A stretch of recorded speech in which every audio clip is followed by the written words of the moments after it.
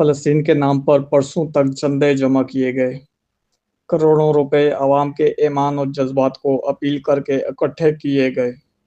کہا گیا یہ جہاد فلسطین ہے، یہ نصرت مظلوم ہے، یہ امت کا فرض ہے۔ خاص طور پر جماعت اسلامی نے فلسطین کو اپنی سیاست، تنظیم اور فنڈ ریزنگ کا مرکزی نعرہ بنائے رکھا۔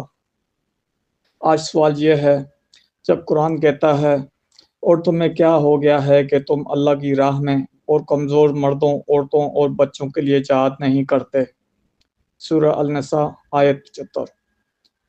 تو آج یہ آوازیں کیوں دب گئی ہیں، جب رسول اللہ صلی اللہ علیہ وسلم نے فرمایا مسلمان ایک جسم کی مانند ہیں، ایک عضو کو تکلیف ہو تو سارا جسم بے چین ہو جاتا ہے۔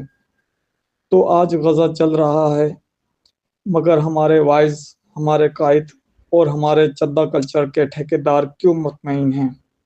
نہ احتجاج، نہ مارچ، نہ دھرنا، نہ حکمرانوں پر دباؤ، نہ اسٹیبلشمنٹ سے ٹکراؤ، صرف خاموشی، وہ بھی اس وقت جب فلسطین کی گردن پر پوری دنیا کے سامنے پاؤں رکھا جا چکا ہے۔